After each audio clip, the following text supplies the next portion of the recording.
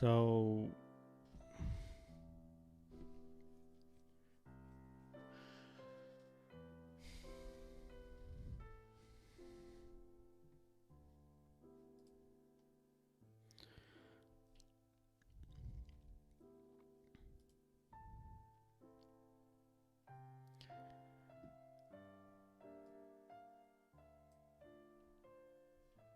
all right, let's get into it.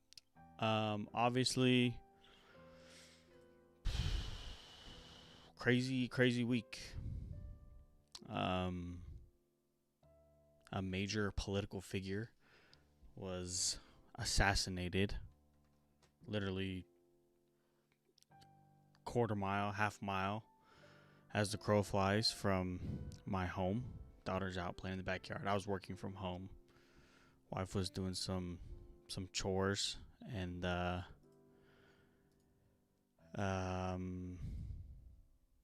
yeah. For anyone who doesn't know, Charlie Kirk was assassinated at UVU in Utah. Crazy day. And as I guess the title of the stream is why Charlie Kirk's assassination is different. And it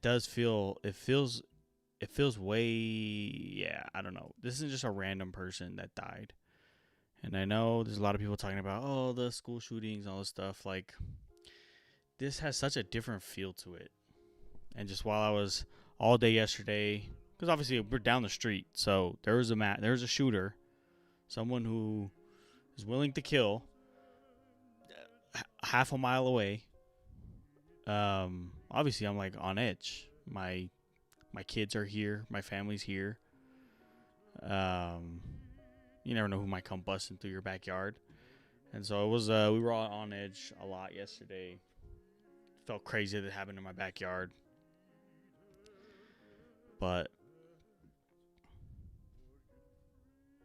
yeah, I don't even know how to start this because it's like I had all these things to say, and then as I sit down to start the stream, it's just like it's I'm at a loss for words in a lot of ways. But I guess I went and all day as I was just scrolling through Twitter, I was just screenshotting. I have a whole. There's how many screenshots do I have here? I've got 60 screenshots. This was just all within let's see. The first one was at 1. This is 2 hours of screenshots on my computer. As I'm working, I'm just have Twitter or X open on the side, taking screenshots just out of pure disgust for the overall sentiment. Not the overall sentiment. I guess it was a lot of pray for Charlie Kirk. It was a lot of condolences after we'd found out he had passed. But it was crazy to see the lack of humanity coming from a single side of the issues. That was probably what was the craziest thing to me, to see that. And so I just grabbed a bunch of screenshots. It's just and granted, a lot of these were people with 50, 60 followers. But you came across some every now and then. There were 6,000 followers, and they had comments, so many comments underneath, people agreeing with them. I would say it was pretty close to maybe 60-40 split. There were a lot of people from the non-Charlie Kirk side, for lack of a better term, who showed some humanity, understood that no one should be dying for their opinions. But for the most part, there were a lot of people. Like this guy, Faded Polo. Stop what you're doing and pray the racist Charlie Kirk is dead. Never have I ever hated anyone, political or otherwise, to say, and let me tell you, everyone knows me, there are a lot of people, a lot of famous people that I cannot stand. But if I got news that they were assassinated, I would, that it would not be a question.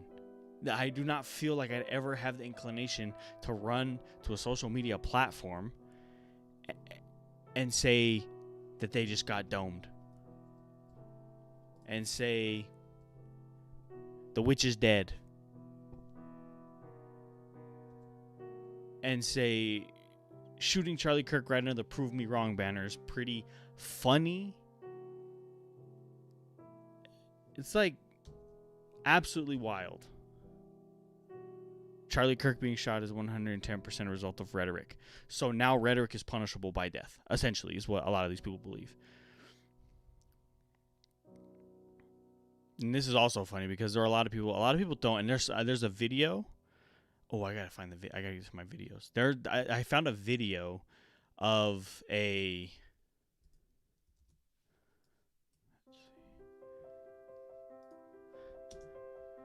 There's a video.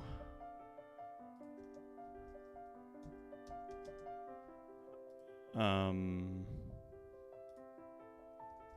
go next here. That's not what I want.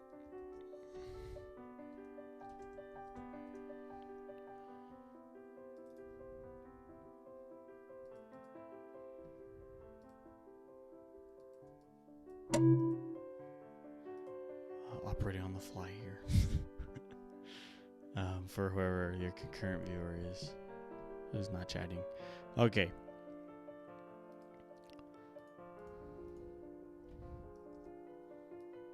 Actually, let's go from here. Alrighty.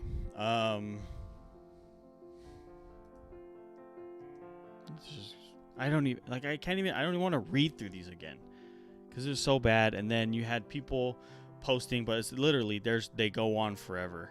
All of these are essentially people. They shot Charlie Kirk, do we cheer? Charlie Kirk shot, maybe now he will care about gun control.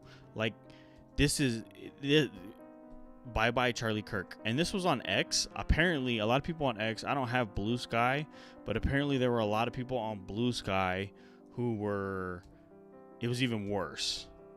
Like, it was just crazy to me.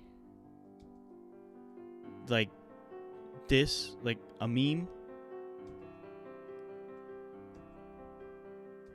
like it was gut-wrenching all day yesterday. Like, and yesterday I was like, I wanted to do something on this, but we had another thing planned, and I probably would be more, ironically, more gathered if I would have done this right off the bat. But it was just nonstop, and I would say, and all day I tried to figure out what. Joseph Stalin was a father and a husband too. What's your point? All day yesterday, I was trying to think of the equivalent on the other side. If there was ever someone on the opposite end of the political spectrum from me, that I would even like consider like relieved that person was assassinated, and I couldn't think of any, because from what I've seen, this only happens one way. Congress people getting shot at, they're always Republican Congress people. And not even like but just like right-leaning Congress people, political speakers. And what's funny is, here I'll go to this video, because this video, where did the videos go? This video posted by Lady MAGA USA, which is ironic because I'm pretty sure he's a drag queen. He's the MAGA drag queen, and I think he lives in Utah. But I think in this video, he hits the head of the nail like so perfectly as to what I felt and what I was thinking, because a lot of people were like, that's crazy, there's no way this happened in my backyard in Utah, that's crazy, Utah's the last place. Because when I started hearing that, in my head all I could think was Utah was the top of my list for where something like this would have happened. Utah is like ground zero for a lot of dumb stuff. Like, I cannot express to people how much Utah is a bubble in all the wrong ways. It's not even like a safe bubble anymore, or this is a good bubble anymore. It's not a thing. And it's crazy because we were in South Carolina for most of the COVID years, all the COVID years. COVID was pretty much done by the time we came back. But just the amount of drama that I didn't even realize I missed from the COVID time in Utah is crazy to me. It's absolutely crazy. It just blew my mind. And so, I'm just gonna kill that for a sec. I'll play this video, because, and then we'll just walk through it. It's 3 minutes. Hey, my loves. I don't know if Charlie has survived or what, but I want to give you some perspective on why I'm not surprised this happened in Utah. First of all, prayers to his family and loved ones. People have this impression that Utah is some sort of red state with conservatives. This is not the case. Number one thing right there. I was lucky enough to work an internship at the Capitol back in 2018. And it was eye-opening, to say the least, to see how many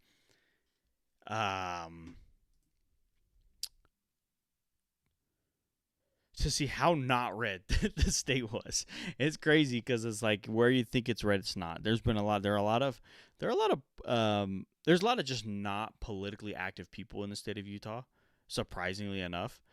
But where it matters, on the Hill, where the politicians are, there are a lot of purple leaning people, or they call them rhinos, Republican in name only. It's like, I could care less. If we could get rid of all the parties, that'd be perfect, and people just were on their values when they were up there. But that's obviously not a reality. But Utah's not a red state, and every time we have a presidential election or a vote, and everyone's like, "Oh, well, Utah's obviously going to be red."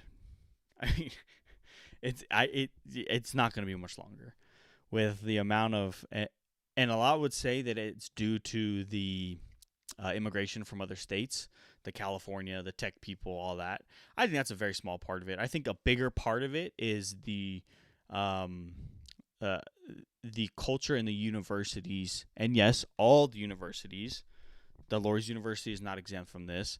The culture in the universities in Utah. It is almost as if Utah, because of its religious background, because of the LDS, the Church of Jesus Christ of Latter-day Saints, the stronghold that it has been in the past in Utah for members of the Church of Christ of Latter-day Saints, it's almost as if all the universities, for who knows how long, I don't know what going to school was like back in the 60s, 70s, but a lot of, I just went dark mode, that's crazy.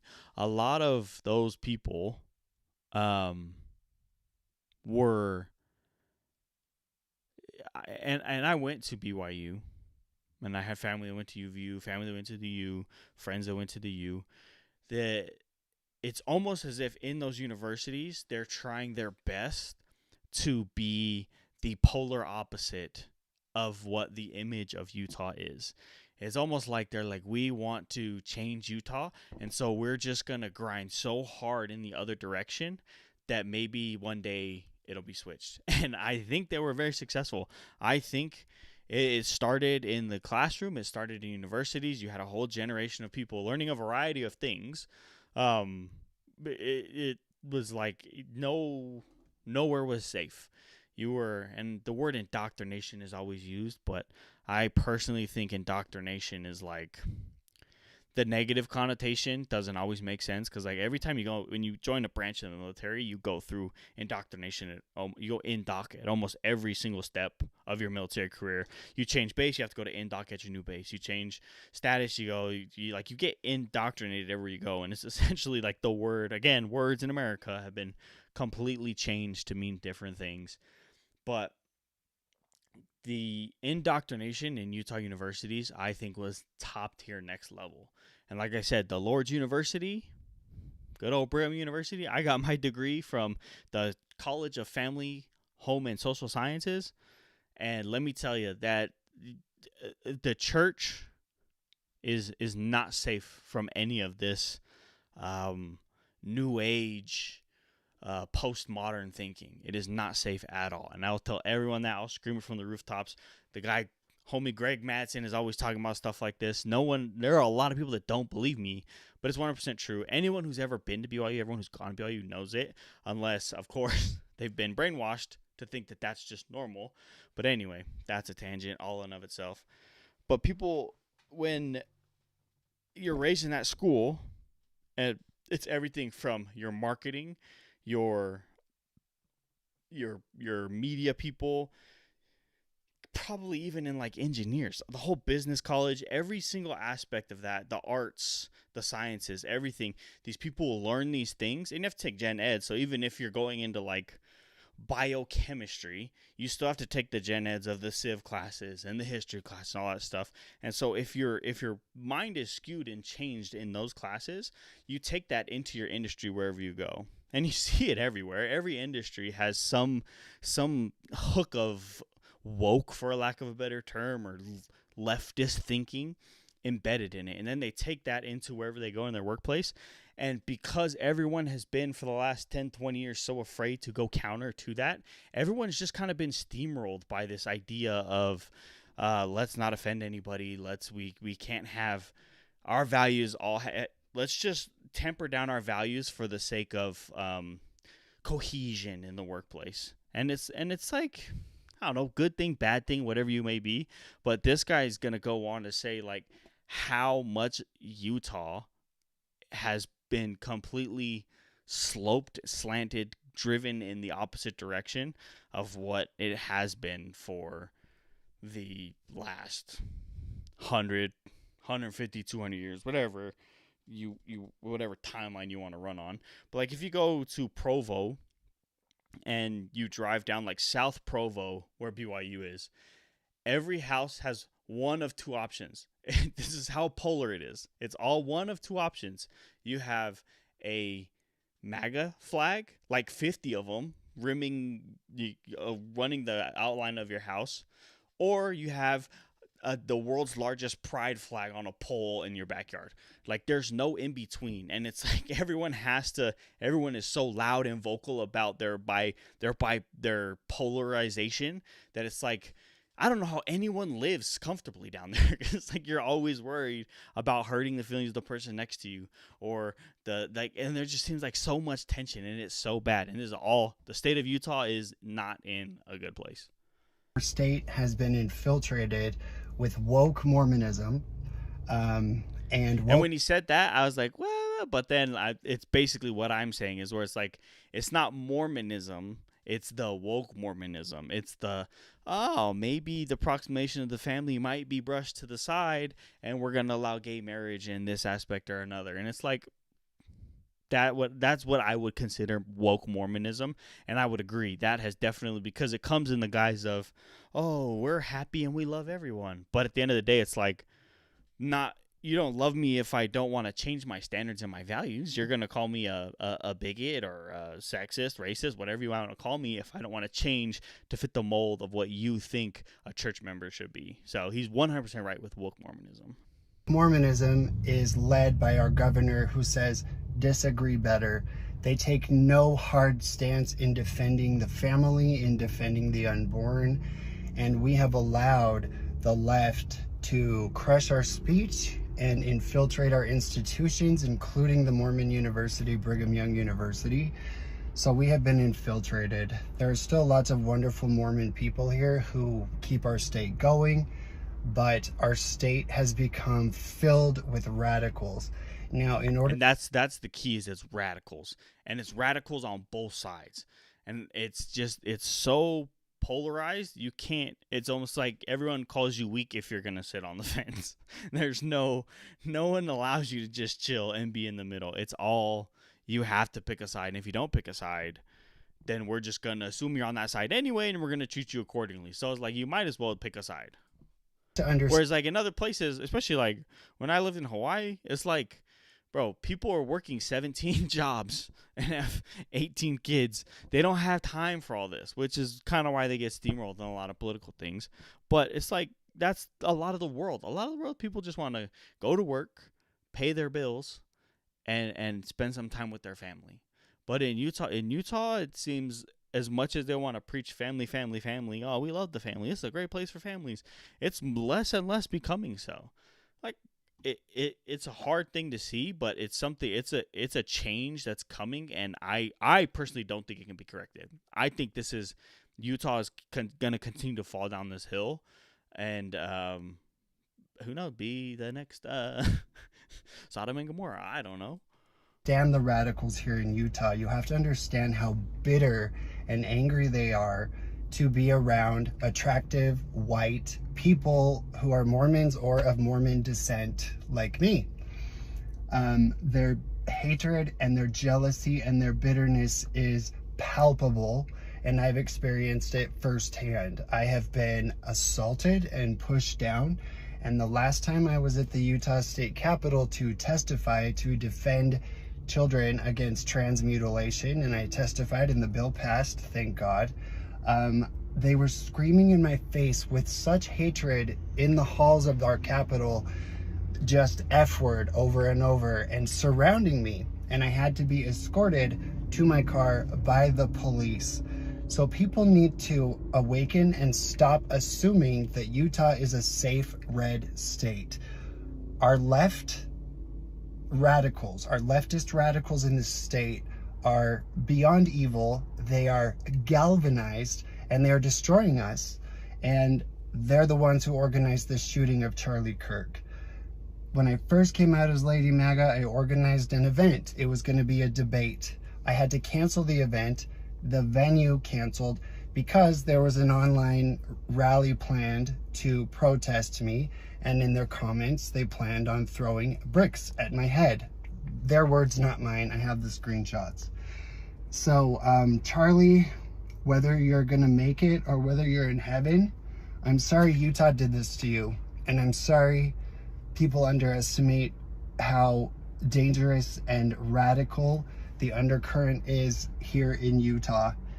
And I'm devastated, I'm numb for his wife and his children, and this is one of the darkest days in American politics, and I know the left is going to blame him and everything else. But anyway, that's just some perspective from Utah.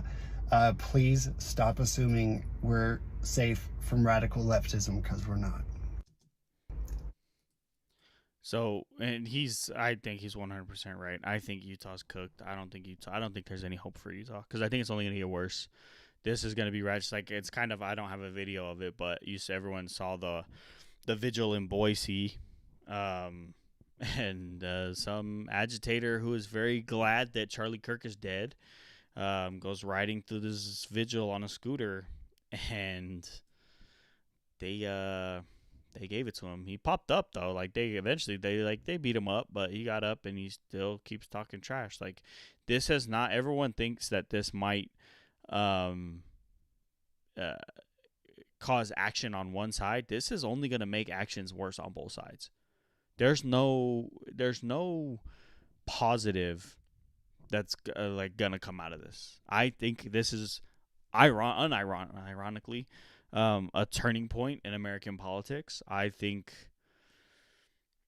there's no going back. I think a line has been crossed, and I don't think there is a chance that we go back to what it was before. So let's see what these other ones are. Charlie Kirk was and is one of my best friends on this planet. And Charlie Kirk is a hero. Charlie Kirk was the hero when America needed a hero. God sent us a Charlie Kirk to move the youth in 2024, to do the heavy lift that nobody else. Bro, the videos of those are the ones that got me good yesterday. The videos of him and his daughter. I definitely held my daughters pretty close yesterday and today, and I will continue to do so, because you never know. I mean, in his case, you kind of had a heightened, not kind of, he definitely had a heightened risk, and it was a much worse off thing for him. But, yeah, he was a brave guy. That's the part that blows my mind about this, is my man was killed for talking. Not once has anyone accused him of it. He might be a difficult guy to work with, but he's like he's organizing, he's talking, he's learning all this stuff. Like, he's constantly on the go. So obviously people might have a hard time working with him. People don't agree with what he says, but never once have I heard anyone say he hurt me physically. No, he's not like a Me Too guy. Like, this is a stand-up dude who's just trying to do what he thought was best for the country. And there were a lot of people that disagreed that what he thought was the way. And usually you just say, hey, that's not what I think. And then you move on with your day. But there are enough people out there that thought it was okay for Charlie because of what he thinks and believes. And everyone will say, oh, well, because of what he says, genocide is happening on the side. What does Israel-Palestine have anything to do with this guy? He made a stance. Yeah, he's a public figure. He has to make a stance. But what does that have anything to do with, oh, now you get to go shoot him? He deserves to die. You get to go on X and post all these videos and stories about how much Charlie Kirk deserved to die. That is asinine. It blows my mind. Could do what he did with the campus and everything else. And Arizona and Pennsylvania and all the college campuses. But those two states with the ground game, President Trump been very difficult, if not impossible, for the efforts of Charlie Kirk. And after Butler, I said, Charlie, are you sure you still want to keep doing these? And he said, Jack, I'm never going to quit. Yeah, just. And, now your reaction, having been so close to... For my family to know that I'm okay without having to call and text everybody individually. And seeing the amount of people that... I have a lot of left friends, and I love my left friends just as much as I love my right-wing friends. But it sounds like it doesn't go both ways. But to watch them laugh at somebody, a father, a husband, get killed... that's probably the thing that's got me the most bent out of shape and upset, is seeing that it's celebrated, and it shouldn't be celebrated. We need to come together as a country and realize that there are different views, and I'm sure it's the same way there in London, well, in England, that it's crazy. Counting or not? Yeah, that was just a shooting. It is a really shocking moment, and I was thinking, I've never shared a Trump post in my life. Dude, I wish I could have been able to I will contemplate what this bimbo looked like, bro. But she is very clearly holding back the giggles here in this video. Sharing this one, but what I will say with the caveat, he wasn't admired and loved by all. So that and then the other dude is clearly gasping and trying to hold in a laugh as well. That's an exaggeration, but this is BBC. Like, these are the voices that we've been trusting for decades, and now this is how they approach things. It doesn't matter. It doesn't matter. Sorry, Max, let me finish. Go ahead. It doesn't matter. It's like, this dumbass, bro. This guy. My sympathy to the amount of dumb decisions this guy has made in the state of Illinois. This guy has to be one of the dumbest people in politics ever. Charlie Kirk's family, and to Charlie Kirk, who obviously has become a target for somebody. I don't know whether it's political violence because I don't know who did it. Yeah, one of the number one political pundits from this generation. Yeah, I don't know if it's political. I know they seem to have somebody in custody. But I will say that political violence, unfortunately, has been ratcheting up in this country. We saw the shootings, the killings in Minnesota. Oh, the shootings and killings in Minnesota. Yeah, those were, I bet, what Trump said. One of Trump's followers went and executed that. We've seen other political violence occur in other states. And I would just say it's got to stop. And I think there are people who are fomenting it in this country. I think the president's rhetoric often foments. This is the guy who literally, basically said, F around and find out to Trump if Trump sent the National Guard into Illinois and Chicago. We've seen the January 6th rioters. So January, like that's the one they go back to. It's been 5 years, but that's always the one they go back to because it's the only thing. It's the only thing, and the only person that died on that day was one of the rioters. Yes, they were dumb for going in there, But that's the one thing. This is the only thing I've been able to see. January 6th. You have riots in the streets for everything else, nothing to do with the Trump or the right wing, whatever that is, or Charlottesville. They always go back to Jan 6 and Charlottesville. Those are the two examples that they have. And it's like, how does that compare to a guy shooting up a Catholic school and clearly stating that he's doing it because he hates Christians? Is that Trump's rhetoric that's causing that? That's crazy. January 6th is causing that? That's crazy. Have tripped a new era. Look, and this guy's he's smiling. There's a smile in there. How? Of political violence. His eyes are saying he's sad, but his mouth is definitely saying otherwise. Even the most liberal, well-intentioned white person has a and these people say things like this all the time, and they continue to have jobs. A virus in his or her brain that can be activated at an instant. So, so what you're this is almost the best, dude. Even the most liberal, well-intentioned white person. So the most, what he in his mind is the most understanding white person. Every single white. So he's basically saying every white person across the entire spectrum here. This is what he's about to say about this. This is a CNN pundit. A virus in his or her brain that can be activated at an instant. So all white people have a virus in their brain, is what he just said. And so what you're seeing now is a curtain falling away. And those of us who have been burdened by this every minute, every second of our entire lives are fragile right now. Like what he just said, that whole thing makes no sense.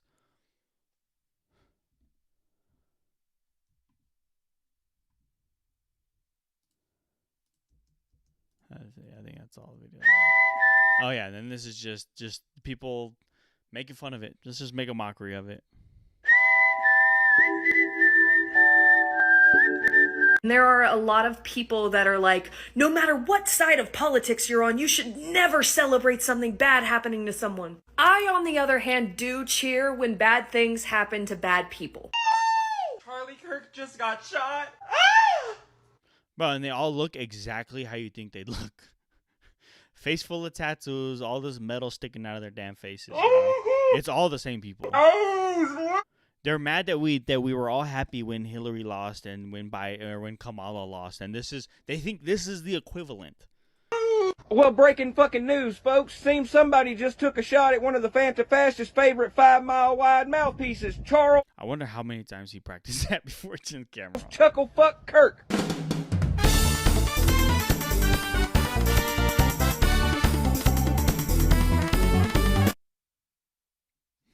It's disgusting. Charlie Kirk has been shot. That is a breaking news coming into the Don Lemon channel. Charlie Kirk, who is a powerful and very far right-wing activist and executive director, of Turning Points USA, shot at a university event in Utah. There is a video that was posted circulating on social media that Charlie Kirk can be seen getting struck. And then this guy proceeds to go out on the street and ask people how they felt about him. Like giggling and laughing, ask people how they felt about this man dying. Someone dying. So, and it's like, this is, I know everyone always says this is America, but this is America now. There's no coming back from what just happened this weekend, or this week. It's a sad thing to see, but I honestly don't believe that there's no coming back from what happened. And you can have conspiracy theory left or right, who did it, who put the hit out, who caused it. I personally think that there are infiltrated chat groups across the internet that find radicalized people who are very impressionable and will listen to whatever praise, whatever love they get from those groups. And those people are being inspired to go out and do things like this. The kid from Utah, everyone's saying like, oh, this has to be a professional hit because it was so far out and it hit him right in the neck. If you watch the video, it's most likely he was wearing a bulletproof vest. part of the round ricocheted and unfortunately went right through his neck. But it's like this is Utah. Radicalized person now could have been a Boy Scout going shooting with his troop twice a month. 10 years ago, he could have had a deer tag out for the hunt. Like you never know who this is. I don't think it's that hard for someone to be radicalized enough to take a firearm and sit on top of a building. And again, if you can radicalize a shooter, there's a good chance you can radicalize someone who has access to the building. There's a good chance you can radicalize someone. Like, you can have all the conspiracy theories you want. Oh, Israel this, but like all that stuff, whatever. But at the end of the day, I think it is a much deeper problem in that there are just radical people throughout the entire country that are being pushed in whatever echo chambers they're a part of, and they have no one in their life, no family to check them and tell them, hey, this is not right. You should not do that. And so they go down and they get baited and baited and baited until they eventually decide that today's the day. I've ran out of meds and I'm packing up my guns and I'm going down to the Catholic school down the block. I'm going to Charlie Kirk's talk in a month. And then that whole month they get to go and they get to just be hyped up by whoever's in their little circles telling them to do this. I'm going to Colorado. And look at the fact that two of these things happen on the same day, almost like a coordinated attack. Like these people might have been part of the same group. And they're like, yeah, go do it today. We're gonna drown out the whole day of 9/11 tomorrow because we're gonna make headlines today. And you never know how many of these people have been radicalized to go up to this point, but then have some kind of divine intervention and decide to not do it and turn around and walk away. Who knows how many of those people are? 350 million people in the country.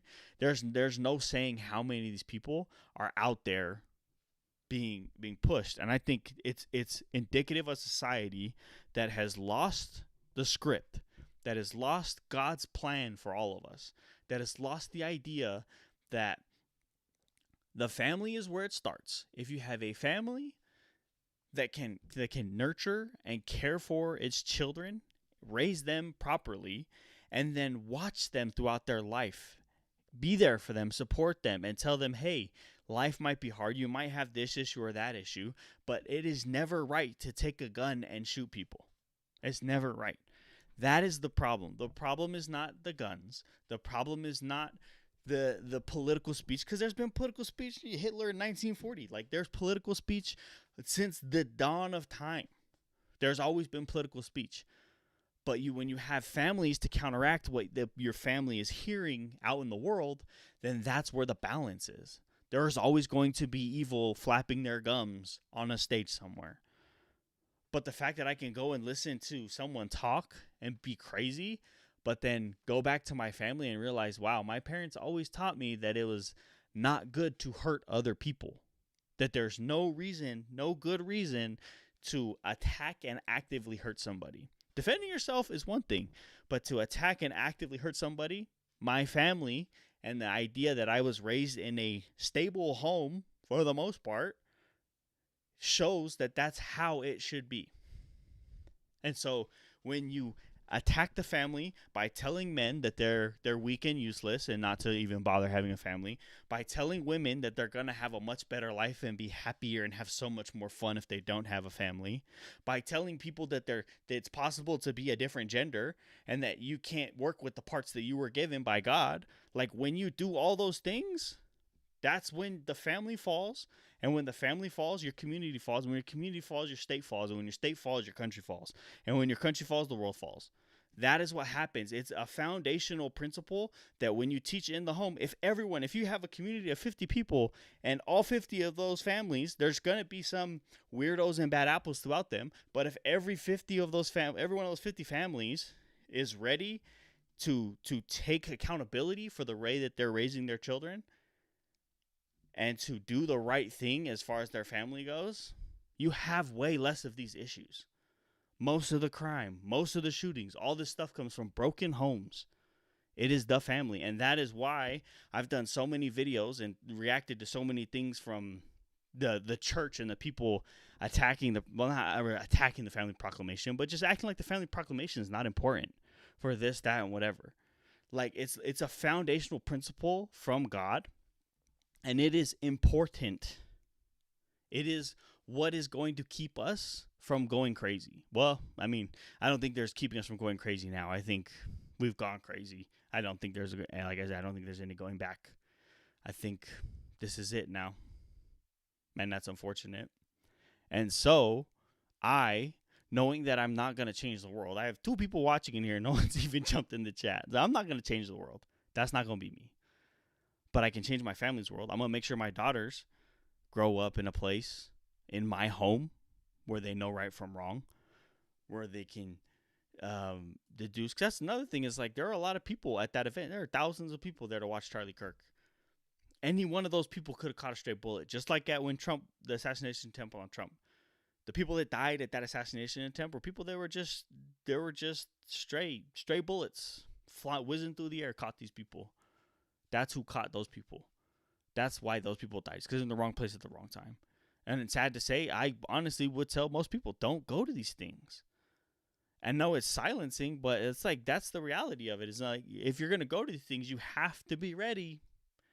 Because from what we've seen, and that's the other thing. Oh, that was the funny one, dude. I'm watching some show this morning, and they're talking about, and of course, freaking Utah comes up again. This was a couple years ago, and Ben Shapiro was at the University of Utah, and Steven Crowder and his guys found a group of people that were talking about organizing and being radicalized to think that it's okay to bring weapons to Ben Shapiro's thing and to cause problems at Ben Shapiro's speaking engagement. And that was years ago. It hasn't changed. And in all these speaking engagements, you don't know how many people came with the weapons and the guns and were ready to do stuff and then just got cold feet and didn't go through with it. Like, you don't know how often that happens. That could be happening almost every time. That could happen at every school around the country. There could be someone waiting.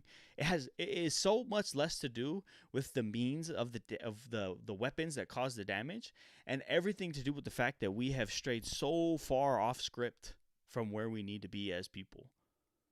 So, like I said, I'm going to go back. I'm going to fortify my home. I'm going to make sure my daughters know I love them. I'm going to put them in the best possible position to not go to these things. I'm so glad I got married when I did, because there's a fat chance that I, as a young single dude with nothing to lose, probably would have been at some of these events. You know, because that's what they're made for. They're made for dudes who are not being heard everywhere else in their life. And so you get to go there. You get to be with the people that agree with you. You get to be ready to fight if a fight breaks out. Like, it's a single man's game. And so I'm glad that being married, it's like, hey, you don't go there. Don't do that. You have a family. That's for single people.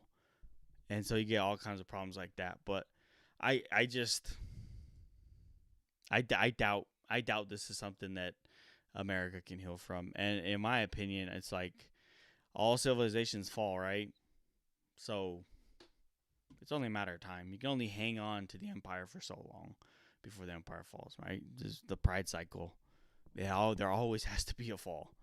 And I think after this fall, I think we still got a long ways to fall. I don't think Jesus is coming back tomorrow, but I think I'm preparing myself and my family. That's all I can say. And on other news, I don't have any videos for this, but dude, yeah, a lot of people know Elder TikTok's getting it again, dude. I've met the guy. He's well-meaning enough. I think he's young. I think he's caught in the loop of clout chasing, and it's all gas, no brakes for him right now. But man, he messed up this week. What he did, and there's actually someone else that I know. I don't have a super close relationship with him, but he's gotten a crossfire of some things for the way that he acted at this event as well. And I'm just like, dude, I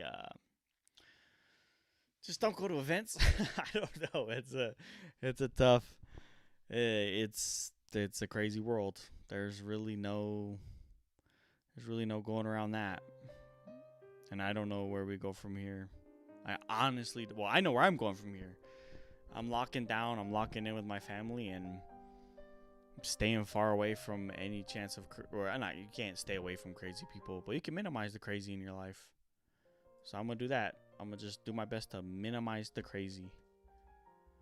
If I can minimize the crazy interactions, and that's like, it's bad. Even today, I was chastised by my beautiful wife for the way I was driving, because it's just, it's overwhelming how you deal with inconsiderate people all the time, and then my dumbass goes and I'm just inconsiderate on the other end. So definitely a sense of pride that I need to fix and do that. But it's crazy world out there. Let's see if I can find something to lighten up the mood a tiny bit. Let's see. Still no one wants to talk in the chat still, huh? No chatters there for me. Let's see. Let's go here and go playlist. Oh, that's gonna play that.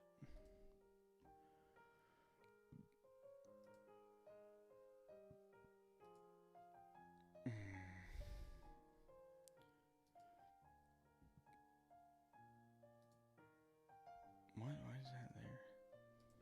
Okay.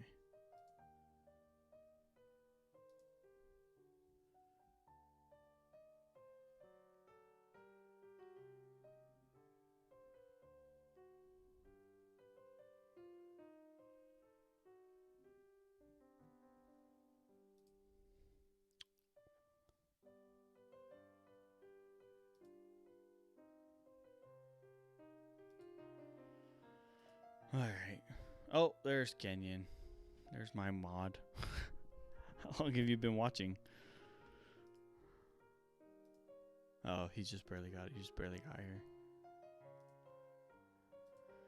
You missed my rant and ramble.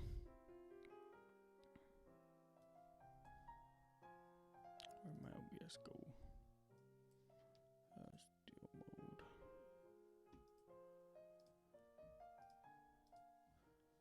Okay, let's see.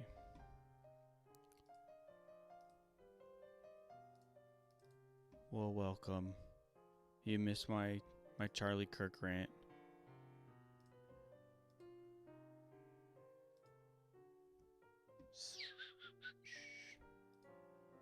Let's go to this one. I'm just looking. I'll probably try and react to one more. Oh, Mom heard it. Mom's like, oh, my son's crazy. Okay, I'm gonna lighten up the mood with this video. Oh, no, not that one.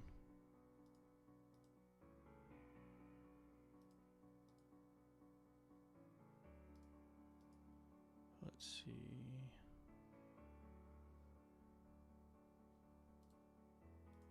Alright, this video is called let me make sure I'm all centered up here. Okay, cool. Alright.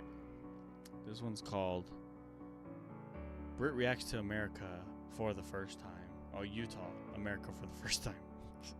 I hella can't read. Alright. First time checking out Utah. I have heard a lot about Utah and I've seen a few places here and there, and what I've seen is that the neighborhoods with the mountains, it looks beautiful. So really excited to get into this. Before we do, appreciate if you guys can. Dude, that's the saddest part. You missed my my Utah rant. As far as Utah goes, the people and everything in Utah, pretty junk, dude. First 9/11 in years with no remembrance of 9/11. That's true. Going back to that, I totally forgot. I walked out our front door and our neighbors had a flag up, and I was like, "Dang, did they put that flag out for?" And then and I looked down the street, everyone had flags up. I was like, "Oh my gosh, it's 9/11 today." I remembered my parents' anniversary, and then the whole everything in the media was focused on what happened yesterday. Oh, okay, I'll fix that.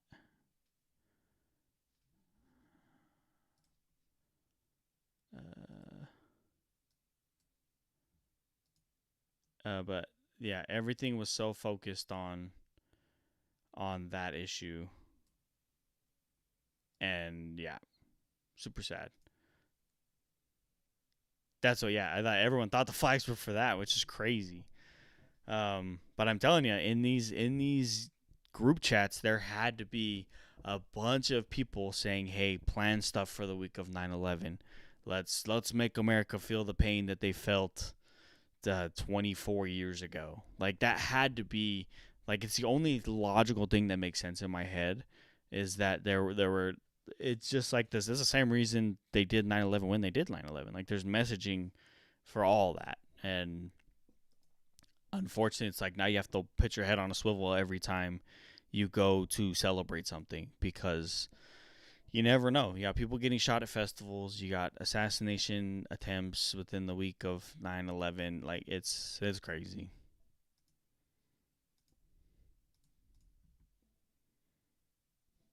But anyway, after I bashed on Utah for how bad all the people in Utah are, not all the people. There are a lot of good people still in Utah. I just think the heads of the serpent in Utah are lost and eating themselves and destroying a beautiful state. So let's go see what this Brit thinks about Utah. A subscribe button. Yeah, let's check out Utah. Number 10, Lake. How's that? Does that audio sound better, Kenyon? Powell, a Lake reservoir Powell? situated on the Colorado River on the border between Arizona and Utah. Lake Powell is the second largest man-made lake in the United States, Oh, well, look at attracting that. approximately 2 million Highly overrated. visitors I'm per actually glad Lake Powell is number 10. year. The Wow. lake boasts an array of landmarks, including Rainbow Bridge, which is one of the largest natural bridges in the world. Okay. There are also several canyons that are home to Anasazi ruins. Oh, what's crazy is there's a guy swimming. It's pretty cool. He's swimming the full length of Lake Powell. He'll be the first person to ever swim the full length. It's supposed to take him like 10.5 days. It's crazy. The lake also serves Oh, as a that's shooting cool. location for dozens of television series and Yeah, I'm not gonna lie. This literally screams movie set right here. films, including both the 1968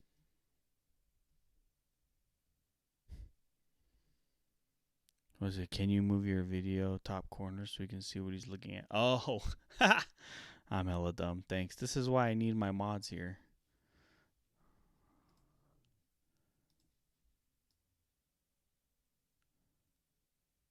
I'll go up here. Yeah. There we go. Thanks, Kenyon. You got my back. and 2001 versions He's of looking at Planet of the Apes. Oh, really? Wait, 2001 Planet of the Apes? Oh,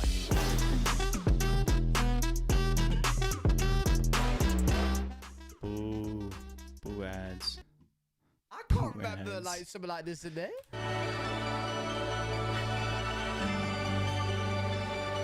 Very cool. Very, very, very cool. That would be nice to go on a boat through here. Oh my god, you know. Yeah, very cool. Until you get rocked by a freaking windstorm and your yacht houseboat flips over. What that's reminding me of actually is reminding me of like you know Star Wars where you got like the racing jets and they like go around the corner here. This reminds me of that. You know what I'm about to buy if you've seen it.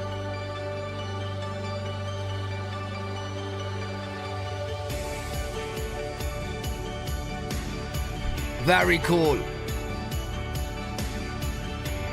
If you guys have ever been to Utah, you need to tell me what place is the best.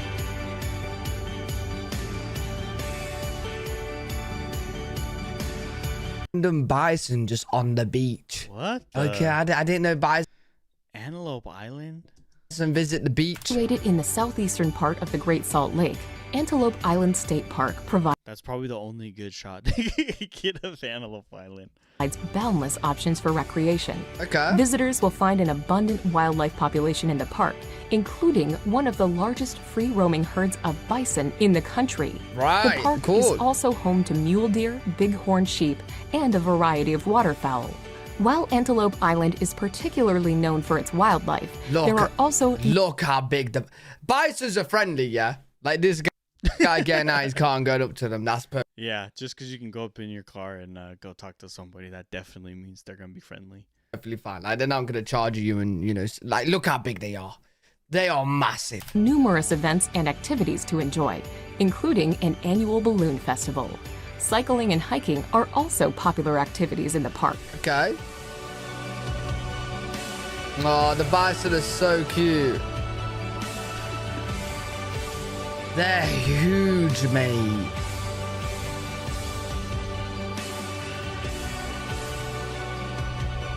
So American when you think about bison. I see them in like cowboy films, cowboy games. Moab.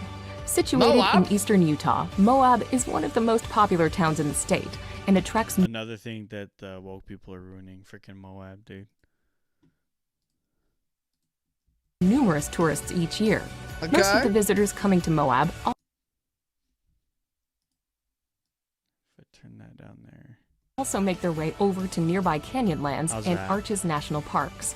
Moab also serves as a base for the many mountain bikers who travel to the area to take advantage of the numerous networks of nearby trails. Right, okay, other good for mountain activities biking. include whitewater rafting on the Colorado River, canoeing on the Green River, mountain rock climbing, base jumping, hiking, and extreme 4x4. I've had many a tough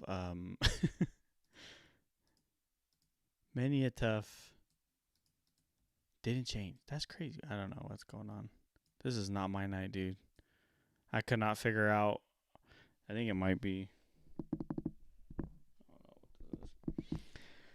Couldn't find the crap for my mic. Couldn't get started. And then when I finally got all up and running, I was like, I didn't even know what to say about what I'd been thinking about for the last friggin' 24 hours.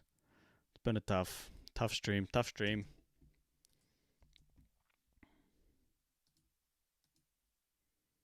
Let's see if this gets better. 4. Extra. Oh, this is extreme 4. What the hell? It just got louder. 4x4. Okay, so it's a lot of these. You know, you could get on your vehicles, your mobile. All right, let me try this.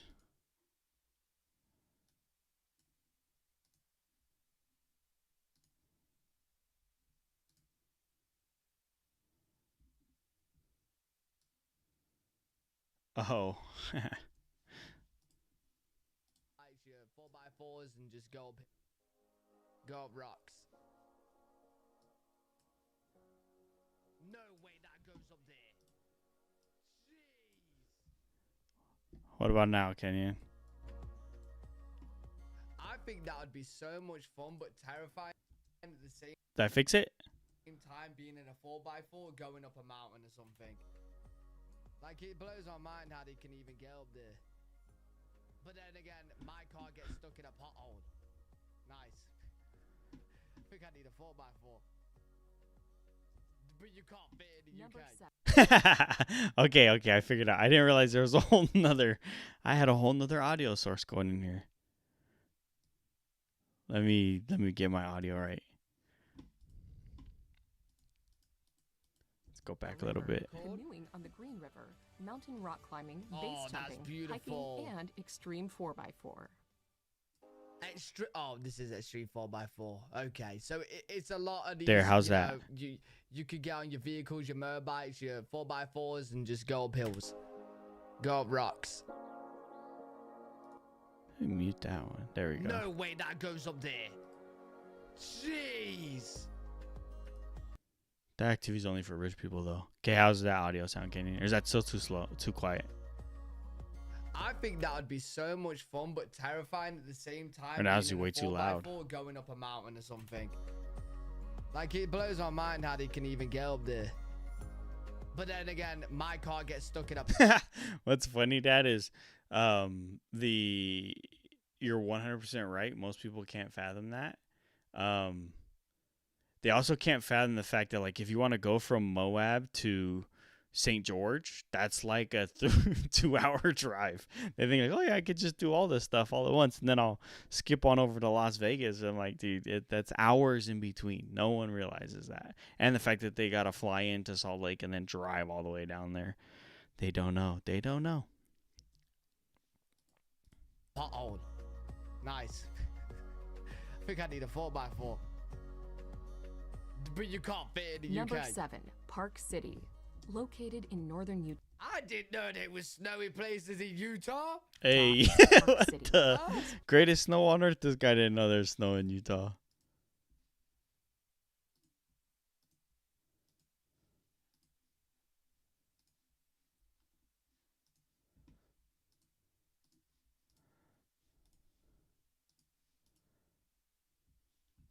Former mining town rebounded during the 1980s and has rapidly become a popular tourist destination thanks to the presence of 3 major ski resorts nearby. Okay. Deer Valley Resort, Canyons Resort, and Park City Mountain Resort Park all provide excellent opportunities for snowboarding and skiing.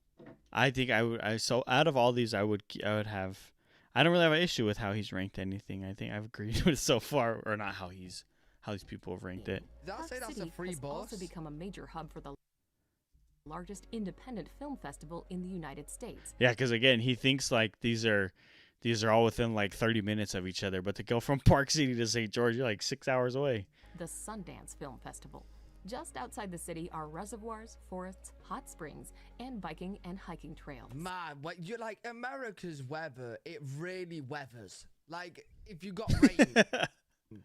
Actually, I don't see much rain in places in America, but I've heard it rains quite a bit. You get the flash floods, right? But when you have snow, you get snow. When you have sun, you get sun. Like the UK, we rarely get. That's true. If his point of comparison is the UK, there's like two weathers there. There's only 2 weathers in all of the UK. You get the muggy. Or not the overcast, and then you get a little bit of sun, and then that's all you get.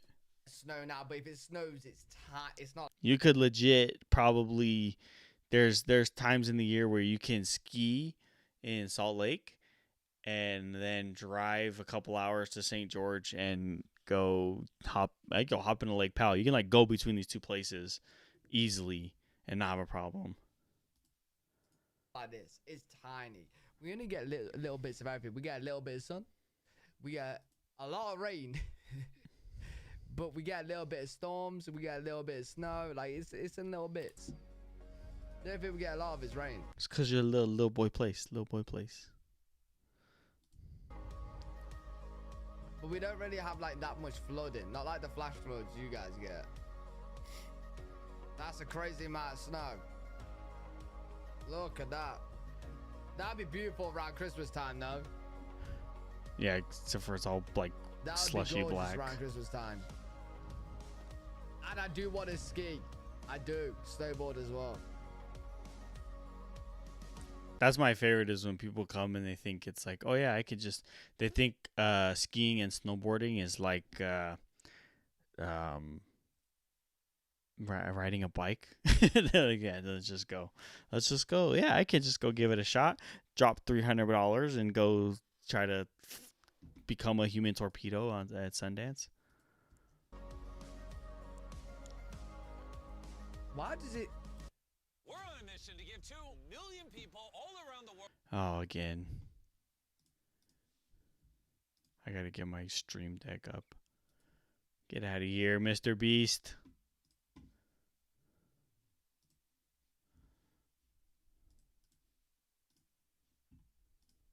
Okay.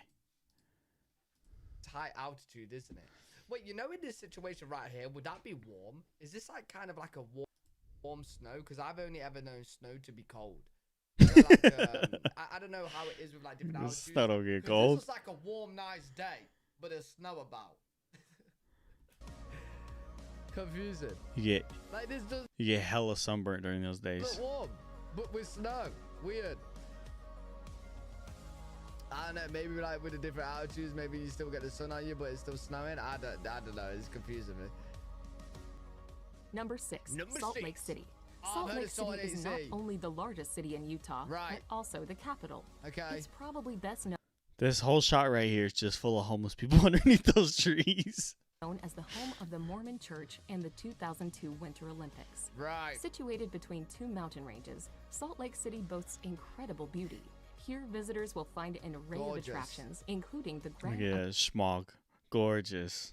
America Hotel. I absolutely love where you got like a neighborhood, you got the trees in between all the houses, so you see the greenery, and then you just got the mountains like covering it all. Oh. Yeah, I don't think he does. I think it's like he's sitting here and he's like, yeah, this is all happening year round all the time. He thinks Park City is always snowy, and this is what Salt Lake looks like all the time. Which is home to some of the most expensive mirrors Started. and chandeliers in the world. Yo, Other what- popular is that attractions castle? in Salt Lake That's City a castle. That is God's castle, my friend.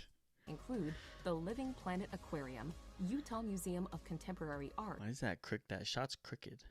It's a Temple palace. Square, and a host of parks. Another place we can find a variety of homeless people. The Trax line, the free line that goes through the middle of the city. Very nice. Wide State Street, very wide State Street. The only Salt street Lake that's built City. like it's supposed to. Why are they using this? Is this an old video that he's using? This video is like footage from 2001. That is a palace, mate. I don't know. It's probably a church, right? The homeless line. Oh my god, look at this. Nice. Wait, is that? That's the other castle. Yo, for a second, I thought that was the White House, but I was like, the White House is not in Utah. So what is this? It's our White House. Is this like Utah's version of the White House for their government? Yeah, the president of Utah lives there.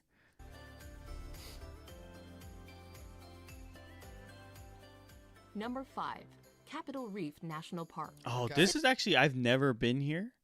This is the only one so far on this list that I haven't been to. Situated in south central Utah. But again, this is footage from 1995. Capitol Reef National Park is less crowded than the other national parks in the state, Right. but just as scenic. While the park is 100 miles in length, You have to go way further to get there. it is fairly narrow, featuring colorful canyons, monoliths, buttes, and ridges. The park is known for the particularly rugged line of white cliffs and domes Very that nice. presented a significant Very nice. barrier to travel until the early 1960s. Inside the park, visitors are able to enjoy a spacious campground and the Bird Trail Scenic Backway. The park boasts a range of activities, including horseback riding, hiking, and driving tours. I've never been on a Orchards horse. that were originally planted by Mormon pioneers are still maintained. He in said, the I've never been on. I was just had my girls on horse today. Welcome to Utah. park. Oh wow, that's cool. It's crazy. A lot of these. I wonder how much longer a lot of these arches are gonna last. A lot of them again. They're getting there. They might just fall one day, and then you miss your chance to see it. That's why I think that's why a lot of these places, a lot of the tourist spots like Arches,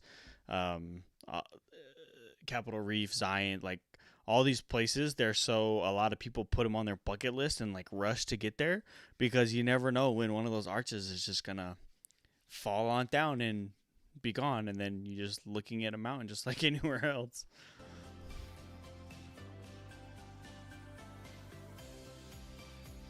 And also now when you go to a lot of these places, that's not just two old white people walking down the trail. There's hundreds of thousands of people like littering these trails. A lot of these places you have to get like permits for way in advance to be able to hike there. Like Utah, this is the Utah of the past. Utah now is Disneyland without the rides. And a whole lot more heat. Don't want to get lost here, mate. Jeez. Yeah, dude, the amount of people that have been lost and never found there, it's a decent amount of people. Goes on and on and on.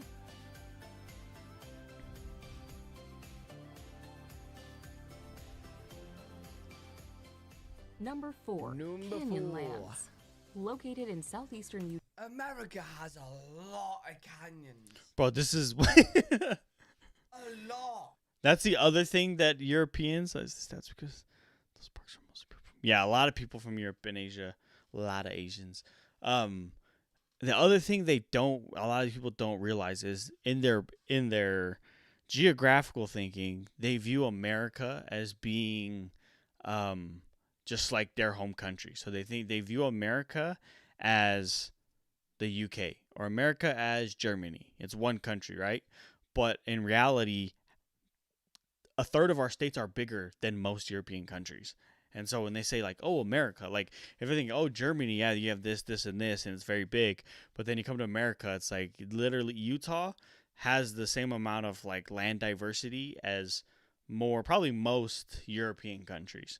And then you go to New Mexico and it looks completely different. Then you go all up to New Hampshire and it looks completely different. And then you go skip back around and come down to California, completely different. Like I don't think they understand that the connection there, that if you go from one side, and a lot of people have like the Europeans love to do the video of they start their road trip in Texas and they drive for like 600 miles on one road and it's going to take them 12 hours to get to the other side of their destination and they still never leave Texas. That's America. America is not, it's a nation made of states. It's a very different place compared to the rest of the world. One of a kind. Like, bro, at first I thought it was just the Great Canyon was the only canyon in America. You know? Grand Canyon. You know what I mean? But like, it is great, but it's grand as well. Kind of in America, it's telling me it's got a canyon. This national park is situated near the town of Moab. Visitors to Canyonlands are able to enjoy the preservation of a vast, colorful landscape, featuring innumerable canyons, buttes, and mesas, alongside the Green River and Colorado River. The park is divided into 4 districts with their own distinctive character: the Needles, the Maze, the Island in the Sky, and the Rivers. With so many varied landscapes, the park is considered one of the most unique places to visit in Utah. Look at that! A lot of movies filmed there, and a lot of alien movies filmed there. It's so interesting how they're formed that way.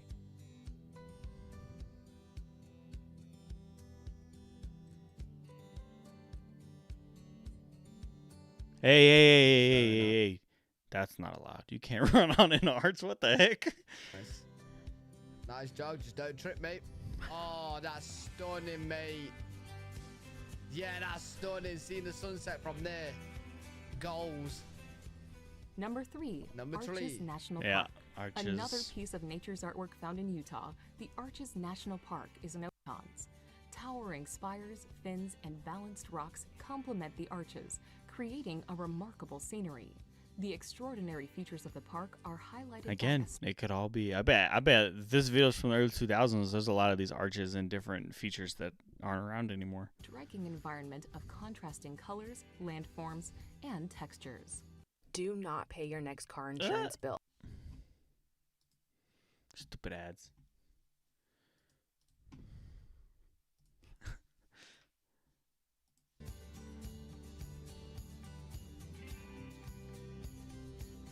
Very cool. I wonder why, like, this hole. Like, how did this hole fall? You know what I mean?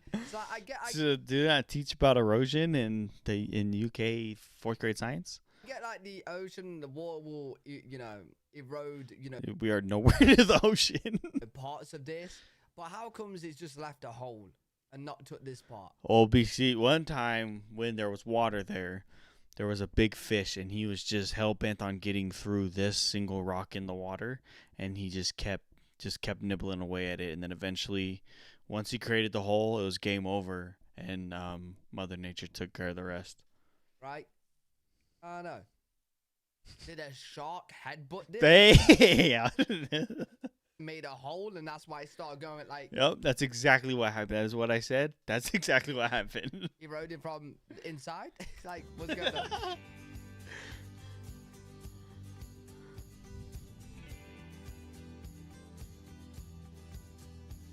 Very cool. Though. Yeah, I'm pretty sure one of these fell down.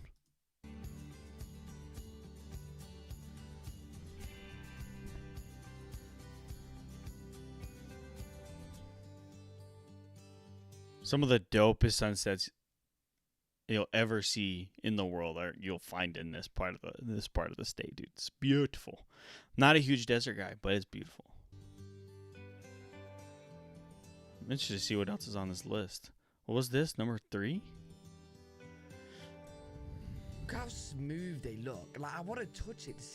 Wow. Bryce Canyon. Yeah, I think I think Bryce Canyon's one of my favorites. You can do quick, easy, but also there's a lot of like you can go way further, and then just the colors, the contrast between the green and the red. And then if you go like in the winter time or like the fall and you get some snow in there too, blue sky, dude. You got everything in one place. Features a collection of massive natural amphitheaters and not a canyon, despite the name.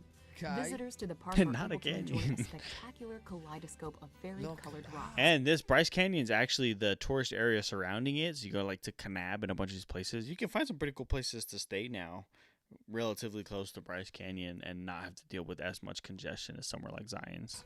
Originally settled by Mormon pioneers during the mid Dude, Rose Park's number one, and Rose Park's gonna be number one on the list for sure. 19th century. The Rack and Rose Park is gonna be number one. Bryce Canyon became a national monument in 1923 and was later designated as a national park. Zion's, they've got to do Zion's as number one. Biodiversity and is home to more than 400 native species of plants in 3 life zones based on elevation. Visitors to the park are able to enjoy Man, so interesting. Yeah, Bryce Canyon's some of the dopest, like relatively easy hikes. She does what she pleases. Oh, it's even made a door. That same shark was swimming through here and made it to the door. There's no way this is a natural doorway. No. Is this a doorway? Nah, I'm changing my mind. First of all, there's no door there. That's an entryway. I actually think before us, there was like aliens on the Dude, planet. and that's what's crazy is that the people in the UK have the gall to sit back and call all Americans dumb. Like, get out of here. And it was something they made this, or like mermaids or something. You know what I mean? Maybe it was mermaids made this, because that's a doorway. That is a perfectly shaped doorway. It was just Bill and Bob and some dynamite 50 years ago.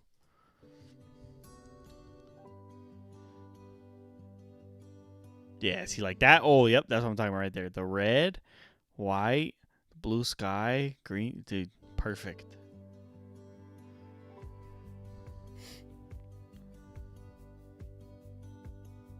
Very nice. Yeah, that's good stuff. That's a cold hike, though. If you want to do that hike, you gotta be very bundled. Number 1. All right. Zion National Park. Zion. Among America's national parks. All right, we're getting serious now. Yeah, the Narrows. Good old. I've been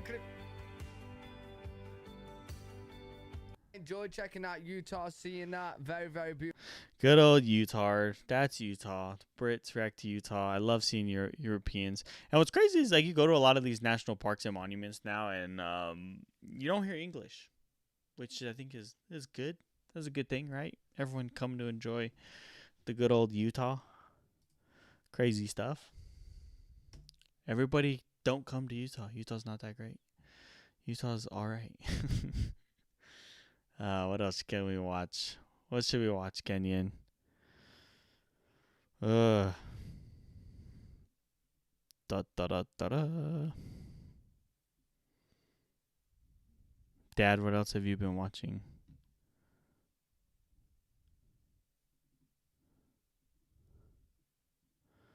Let's do. They're kind of long. I wonder if there's a.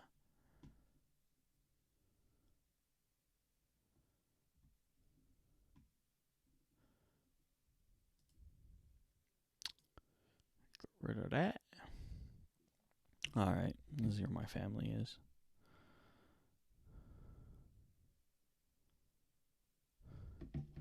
Well, thanks for tuning in, family. Just a lot of political stuff. Political stuff is dominant. Let's see what's on my main feed.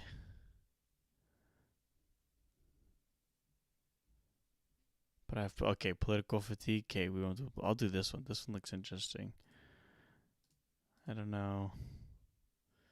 Let's see. Gotta get past an ad. Alright, let's see. This video is called Stunning New Evidence Found of the Book of Mormon. Sounds lit. Oh, I gotta move myself back down. Oh.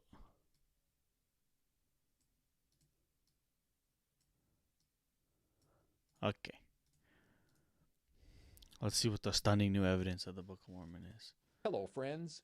This is Kirk Magleby, Vice Definitely a Mormon. President of Operations for Ancient America Foundation. Oh. Coming to you from the CA and Emma Savage Family Studio in Springville, Utah. Hey. Tuesday, September 9th, 2025 is our beloved prophet's birthday. Bro, this man is 101 years old. 101. Basically been on Earth for 102 years. And we're about to hear him speak in a month, and he's going to act like he never even, nothing's ever happened to him. Russell M. Nelson turned 101 today. And to help celebrate, we announce the discovery of a major new chiasm that is the organizing principle behind the entire Book of Mosiah in the Book of Mormon. Yo, that's huge. Chiasm, for people who don't know, chiasm is like you have turning the hearts of the fathers to the sons and the sons to the fathers. It's like it goes one way and then comes back. There's tons of, how's that evidence? New evidence. I don't know how that's evidence, but I don't know. But that's cool if they're, I always like, there's a lot of that in the Book of Mormon and the Bible where you have God going one way. And I think it's a good reflection of how the principles of God are eternal and they are more of a loop than a straight line. Those of you who want to follow along, we're using the Yale 2009 text edited by Royal Skousen. Mosiah chapter 1 verse 1, King Benjamin had continual peace all the remainder of his days. Well, King Benjamin is the one, dude. This is when reading through the Book of Mormon and listening to, or just seeing how many examples that the people in the Book of Mormon, the characters in the Book of Mormon had of righteous kings is a huge example to me of like, dude, at this point, any political system works as long as, sorry, going back, right back into that political fatigue. Any political system works so long as the head of that political system is a good man. The issue with all political systems is that eventually bad people come into power and ruin it for everybody. So King Benjamin is on the top tier of that list. King Mosiah. There's a lot of really good kings in the Book of Mormon. Mosiah chapter 29 verse 43, and there was continual peace throughout the land. Mosiah chapter 1 verse 10, thou, Mosiah 2, art a king and a ruler over this people. Mosiah chapter 29 verse 41, they, the Nephites, did appoint judges to rule over them. The book of Mosiah, of course, is where the institution of Nephite kingship transitions to the reign of the judges. Mosiah chapter 1 verse 16, he, King Benjamin, also gave him, Mosiah 2, charge concerning the records. Mosiah 28:20, all the records, and also the interpreters, and conferred them upon him, Alma the Younger. The records of the Nephite annals, the collection of plates that Mormon himself eventually inherited. Mosiah chapter 3 verse 2, made known unto me, King Benjamin, by an angel from God. Mosiah chapter 27 verse 11, behold, the angel of the Lord appeared unto them, Alma the Younger. I feel like their graphics could have been a little bit cooler, a little more stunning, as you're presenting stunning evidence of the Book of Mormon. And the sons of Mosiah. Mosiah chapter 5 verse 7, ye, the people of Benjamin, shall be called the children of Christ, his sons and his daughters. Mosiah 26 verse 18. Yes, that is true. None of the kings, and when their time was done, they imposed essentially a term limit on themselves. They're like, hey, I've done what I was called by God to do. My people are safe. My people are thriving. I'm going to go work with my family in my garden now and retire, and good luck to you for the rest of time. And I think in their heart of hearts, they knew that eventually it was going to go bad, but they knew that their time had come and it was time to leave. That's the problem, is you get kings in there, they come, they want to stay, they don't want to leave. My name shall they, the people of Alma, be called, and they are mine. This is the glorious doctrine of adoption into the family of Jesus Christ. Mosiah chapter 6 verse 3, King Benjamin appointed priests to teach the people. Mosiah chapter 25 verse 19, Mosiah 2 gave him, Alma, power to ordain priests and teachers. Mosiah chapter 7 verse 4, they, Ammon and 15 other explorers, wandered many days in the wilderness. Mosiah chapter 24 verse 20, Alma and his people departed into the wilderness. Mosiah chapter 7 verse 15, we, the people of Limhi, are in bondage to the Limnites. Mosiah chapter 23 verse 23, they, the people of Alma, were brought into bondage. Mosiah chapter 8 verse 9, 24 plates of ether which are filled with engravings. Mosiah chapter 22 verse 14, the records which had been found by the people of Limhi. Mosiah chapter 9, verse 2. We, the people of Zeniff, returned to the land of Zarahemla. Mosiah chapter 22, verse 13. They, the people of Limhi, arrived in the land of Zarahemla. Mosiah 9 begins the record of Zeniff, and Mosiah 22 ends it. We've now identified 10 mirrored pairs in this amazing inverted parallel structure that scaffolds the entire book of Mosiah. And we haven't even reached the halfway point yet. Mosiah chapter 9, verse 18. We, the people of Zeniff, did go forth against the Lamanites. Mosiah chapter 21, verse 7. The people of Limhi went forth against the Lamanites. Mosiah chapter 11, verse 4. Support himself, King Noah, and also his priests. Mosiah chapter 19, verse 23. They, the people of Noah, had slain the king, and his priests had fled. Mosiah 11 introduces the infamous priests of King Noah. Mosiah 19 reports Noah's death, which began the clandestine phase of the priest's scandalous career. Mosiah 11:6. Thus were they, the priests of King Noah, supported in their laziness. Students with ADHD save 10 hours. Not playing any ads until I get paid for that. He, Alma, had ordained, should labor with their own hands for their support. This 13th repeating motif is the only example of antithetical parallelism identified so far in this macrochiasm. Mormon organized his sources in such a way that King Noah's sloth and Alma's industry contrast starkly. The Book of Mormon unfailingly insists on lay rather than professional clergy. Mosiah chapter 12, verse 10, Thy, King Noah's life, shall be as a garment in a furnace of fire. Mosiah chapter 17, verse 20, He, Abinadi, fell, having suffered death by fire. Mosiah 12:17, That's crazy. Abinadi should be cast into prison. You know, the chapters are getting closer and Mosiah closer. 17:5, They cast him, Abinadi, into prison. Mosiah chapter 12, verse 20, What meaneth the words which are written? Mosiah 17:4, Write all the words which Abinadi had spoken. The priests of Noah asked Abinadi to interpret Isaiah 52:7-10 for them. Alma recorded the words of a contemporary prophet to create new scripture. Mosiah 12:28, We, the priests of King Noah, teach the law of Moses. Mosiah 16:14, If ye, the priests of King Noah, teach the law of Moses. Mosiah 12:30, You, the priests of King Noah, had ought to tremble before God. Mosiah 16:13, Had ye, the priests of King Noah, not ought to tremble and repent of your sins? Mosiah 12:32, They, the priests of King Noah, answered and said that salvation did come by the law of Moses.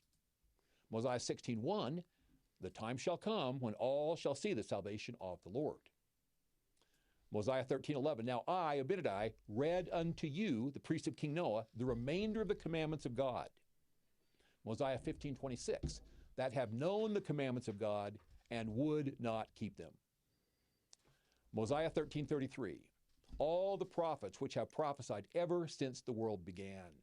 Mosiah 15:11, All the holy prophets which have prophesied. Mosiah 13. I hope at the end of this he explains why this is evidence of the Book of Mormon. 34, God himself should come down among the children of men. Mosiah 15:1, God himself shall come down among the children of men. Mosiah 14:1-12 is the apex, the climax, the center of the book of Mosiah. Abinadi quotes the entire 53rd chapter of Isaiah almost verbatim. And what is so special about Isaiah 53? It is Isaiah was like ChatGPT for the prophets of old. widely considered the most messianic chapter, not only in the book of Isaiah, but in the entire Hebrew Bible. Isaiah 53 is the quintessential text foreshadowing the atoning sacrifice of our Lord and Savior Jesus Christ. That was a message Abinadi was willing to die for. And Mormon, as his editor, made sure it came through loud and clear as the culminating testimony in the book of Mosiah. The book of Mosiah has 31,347 words in 29 chapters. It is organized into a massive chiasm with 22 elements in structured order. From chapters 1 to 13, the entirety of Isaiah 53 in the center in chapter 14, and the same 22 elements in precise reverse order from chapters 15 to 29. This sophisticated literary artistry, characteristic of the ancient Near East, shows that the Book of Mormon is, in the words of my esteemed colleague Neil Rapley, beautiful, miraculous, and true. Were we the first to notice this spectacular word pattern in the book of Mosiah? No. That honor goes to our friends from the Restored Gospel podcast, who are from one of the restoration branches split from the Community of Christ. We recognize the significance of this impressive literary structure and then refined it considerably. How long have we known about this? Well, this is literally hot off the press. I was working on this over the weekend while Shannon and I were flying to and from Texas for our grandson's baptism. Are there other book-length chiasms in the Book of Mormon? Yes. It's been known for many years that the organizing principle behind the entire Book of Ether is a genealogical list of 30 names, beginning with Ether in Ether chapter 1, verse 6, and extending through Jared in Ether chapter 1, verse 33. Moroni, as editor, then reverses this list in precise order, beginning with Jared as number 1 in Ether chapter 1, verse 35, and extending through Ether as number 30 in Ether chapter 11, verse 23, and then through Ether's last words in Ether chapter 15, verse 34. So chiastic structures underlying entire books are attested in the Book of Mormon.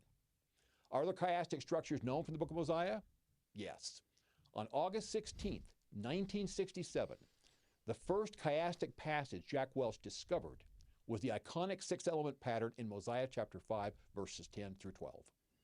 Over the years, more than a dozen microchiasms have been found in the Book of Mosiah.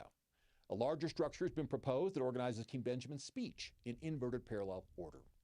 Nothing else from the Book of Mosiah, though, approaches this macrochiasm in scope.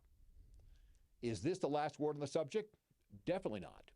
With a structure this large and this sophisticated, there is certainly much more yet to discover.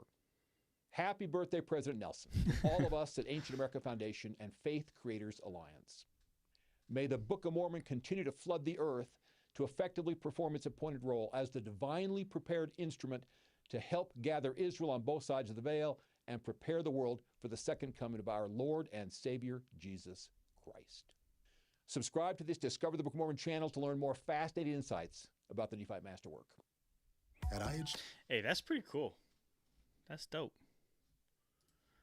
I guess what he's essentially saying is that chiasm is an example, or is proof that the Book of Mormon was written by not Joseph Smith. Like, yes, it's proof that these prophets were definitely different people, and they had their literary guidance from God and how they organized and everything, which is also crazy because obviously the Book of Mormon is compilation of text by Mormon, so that's kind of cool because he might be the genius.